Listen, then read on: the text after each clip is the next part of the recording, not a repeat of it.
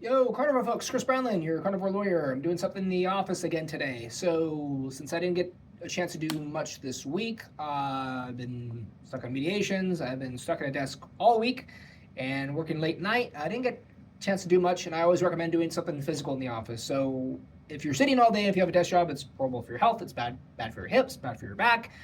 So I recommend doing something physical. You need to develop yourself physically. I don't like when people do excessive cardio. You need to do something. I love strength training for so many different reasons, especially because if you get too weak, you start developing that LBS. If you guys remember LBS, it's called little bitch syndrome.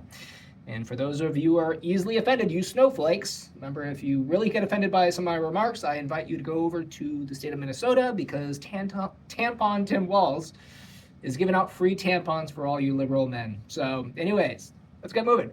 I showed you guys doing push-ups a few weeks ago, maybe a month or two ago in the office. There's different ways to progress it. So I'm gonna give you different options today, okay? One thing I like to incorporate is fingertip push-ups because first of all, if you guys know, there's a lot of people with weak grips, and most of the time they're liberal vegan men. They give you a limp handshake. That's like the worst thing you can do because I think not only is it's almost offensive if a male gives you a limp handshake. They have a weak grip, and they're just LBS, if everything you want to kind of imagine. So one thing you can incorporate is doing fingertip push-ups. I want to make sure you're doing it correctly because I'm not yet at Bruce Lee where he could do 2 fingers. That's kind of hard. But if you can stabilize your fingers, you can slowly strengthen your fingers by doing rock climbing. I think rock climbing is a great thing. You can start stabilizing on your fingers, slightly wider than shoulder width, like so.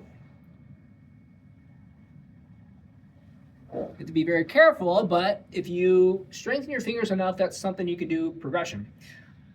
Other thing I'm going to work on is progression. So if you're doing regression, you want to do it easier. You can do wall push-ups, you can do knee push-ups. Let's do a progression. You can do weighted push-ups, you can do plyometric push-ups, you can do flat push-ups. But what I like to try to do is I call it the old Rocky Balboa, the single arm push-ups. If you guys remember Rocky from the early 80s. So a single arm push-up, you got to be very careful because if you have a bad rotator cuff, it could put a lot of stress on your rotator cuff if you don't do it correctly. So I'm going to show you how to do a single arm push-up.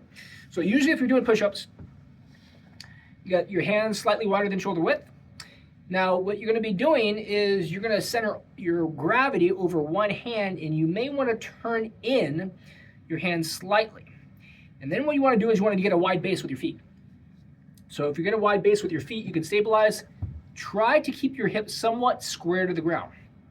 You're going to center all of your weight over your hand. Keep that hand underneath your chest. Other hand behind your head, behind your back. As so. You want to basically target by keeping your elbow somewhat close to your midline. The more your elbow is wide, then you can put a lot of stress on your rotator cuff. So I don't like to flare it too much, but keeping it in. That's just a progression. All right, so there's some people that can do weighted single arm fingertip push-ups. I'm not at that level, but even though I'm turning 40 in a few weeks, I want to do different kind of progressions, and that's one of them, okay? So start off by doing push-ups. If you can't do push-ups, do knee push-ups or do wall push-ups. And then once you're at the level of doing push-ups, make sure that you're keeping your hands slightly wider than shoulder width, 90-degree bend.